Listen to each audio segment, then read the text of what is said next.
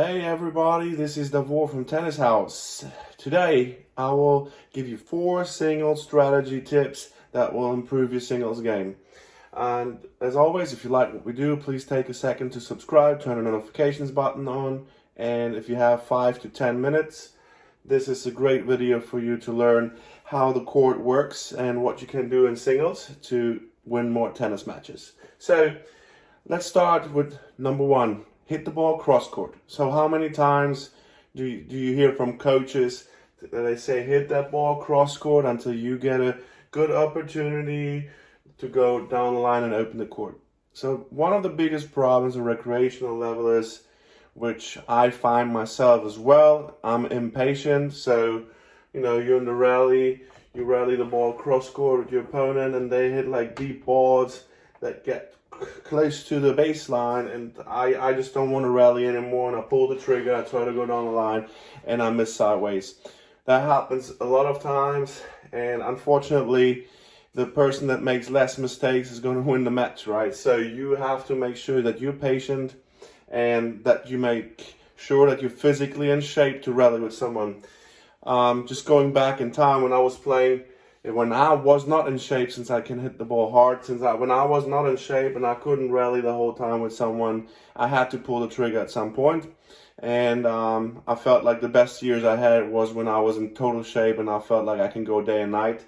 So that makes psychologically a big difference. So remember, the court is only 78 feet long, and if you go cross court, you're about 82.5 feet.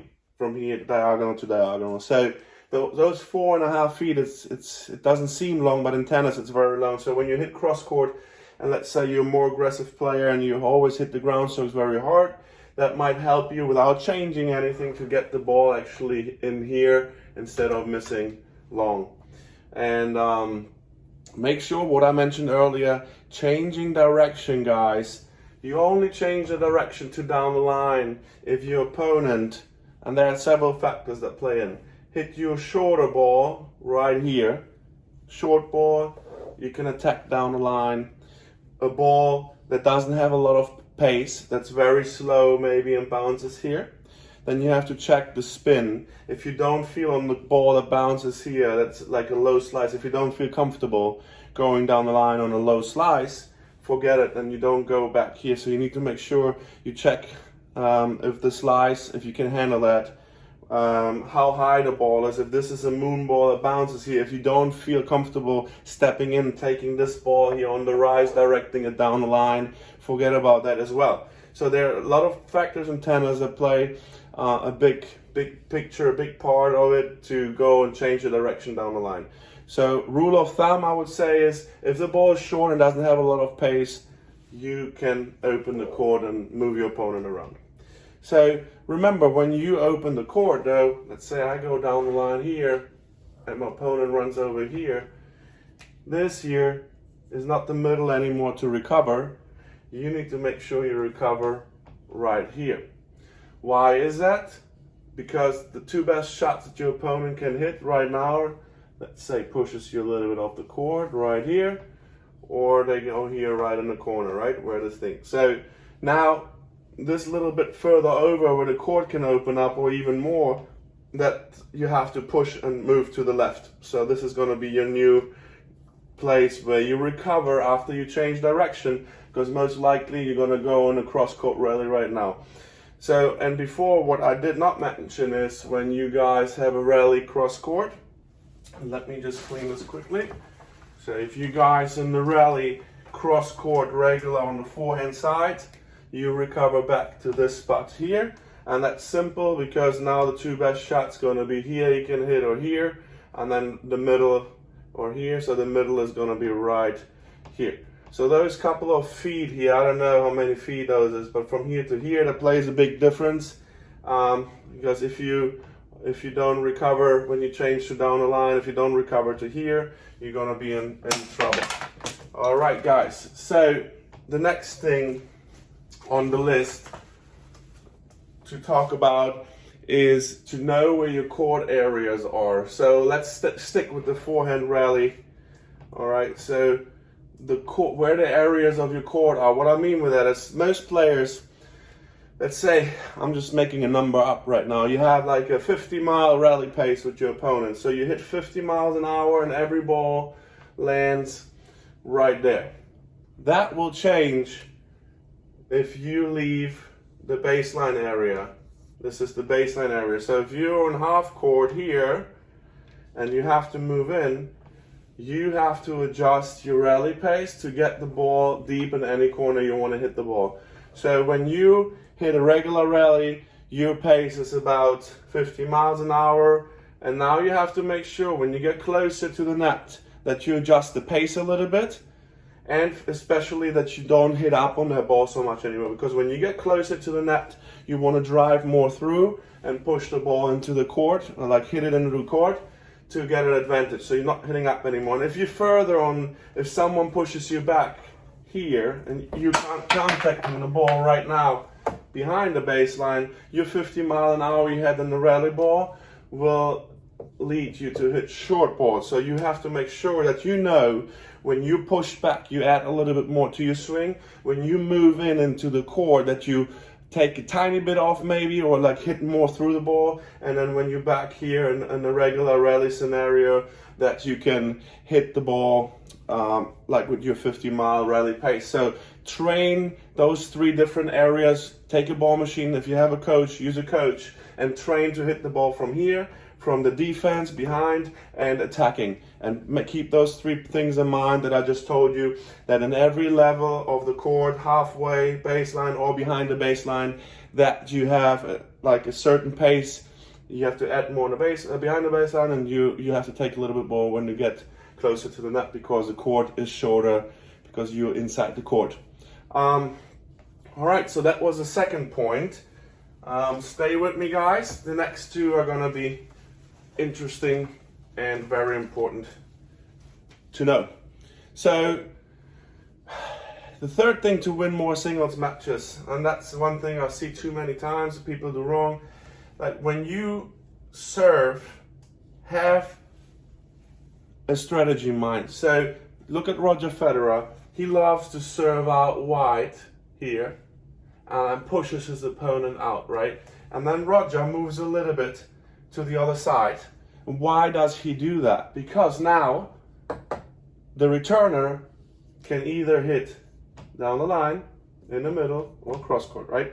If his serve is really good and the opponent is really pushed out and Roger moved here, if that ball down the line, most likely, if that's not the winner, Roger can get up here, intercept that ball, and hit an inside-out forehand to the open court, right?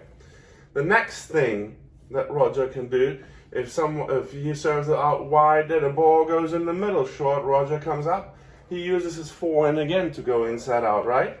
Is he following me what he's doing? And then he serves out wide, as I said, the opponent goes cross-court, and Roger can go down the line with his forehand. So every single time Roger serves out wide,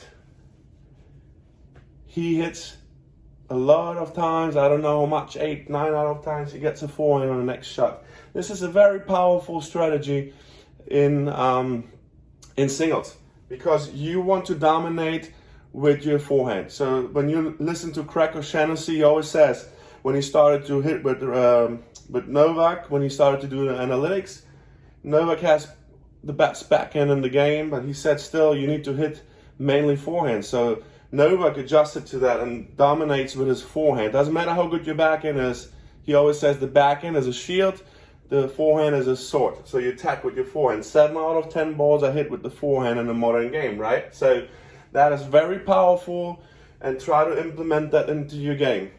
Now, the same thing you can do, obviously, from the ad side.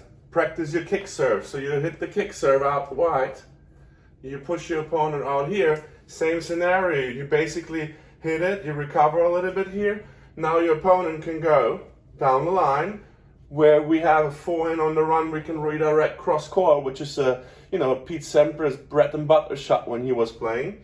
Or the return goes to the middle, so we step in and go to the open court and then close into the net. Or the return can go cross court, you cut the ball and hit it inside in. And Yeah, all those shots are again hit by forehand. So to recap, remember when you're on the do side, use more slice serves. When you're on the ad side, use more spin serves out wide to open just simply the court up and take advantage on the court. All right, so this was point number 3. And let's talk about the return now. So if someone hits the serve right here and I'm about to return the ball. So what I said earlier, we have those 3 spots, right? One spot though is very good to hit to. If you're in a scenario, you play a really good player that pushes you out on the do side or on the ad side. And that's the middle spot. And if you're really good, you want to try to keep the ball somewhere here. Because when you return that ball deep here, and the opponent has to go after the serve and hit the ball from here right now, you're in pretty good shape because now the angles disappear. So from here, your opponent can hit the ball here or here, and that's it. So if you return in the middle, you take the angles completely away. So if you would have returned cross court right here, then the whole court opens up again. From here, people are capable to hit balls out there, or they're capable to hit balls out there. So you completely pulled off the court. So you want to try to make sure if you play a really good server that takes advantage of you when they serve out wide, or when they serve out wide to the other side on the ad side, try to return the ball and practice that couple of feet towards the baseline in the middle. So you return to the middle, you're in good shape for the next ball, you recover to the middle to cover the court. And again, it is very important that you practice that. The serve and the return are things that are not practiced enough. When you look at the training sessions in any program, like there's a lot of times that unfortunately the serve and the return are not practiced enough. So as Craig O'Shaughnessy said, the first 4 shots are so important, and statistically the player that wins more of those first 4 shots is in the end as well the winner of the match outcome. So those 4 strategy tips I will recap for you guys. Keep the ball cross court, and what I didn't mention earlier, aim nicely and high over the net, because you can hit as high as you want. So the consistency, keep the ball cross court. Don't change direction too early, all right? Know your areas of the court. Remember, behind the baseline, you have to put some more power on the ball to hit deeper, because if you hit short, you get attacked. When you're on the baseline, you have a certain rally pace. Practice that. And a good thing is if you have like a speed gun, figure for yourself out, put it there and see when you hit a certain mileage per hour, how far you get on the court there. And then when you get pulled into the court, that you don't hit the same pace like if you're like at the baseline on your rally pace, because the distance the ball travels is shorter. Then on the serve, remember, if a good weapon for you as a server is to push someone off the court, and you can hit those 3 areas, luckily or ideally with your forehand. And if you're the returner, you have someone that pulls you off the court, your best bet is to return down the middle like Novak does it a lot, but with the depth. It's very important, because if you hit a short ball in the middle, then it's an easy ball as well. It has to be a deep ball to the middle, so you can cover. You take the angles away from your opponent. So those 4 things are very powerful. And as always, if you like what we do, please take a moment to subscribe and turn the notifications button on. And the next lesson, guys, I will prepare as soon as I can. Thank you for listening. This was Coach Davor. Wish everybody a beautiful day.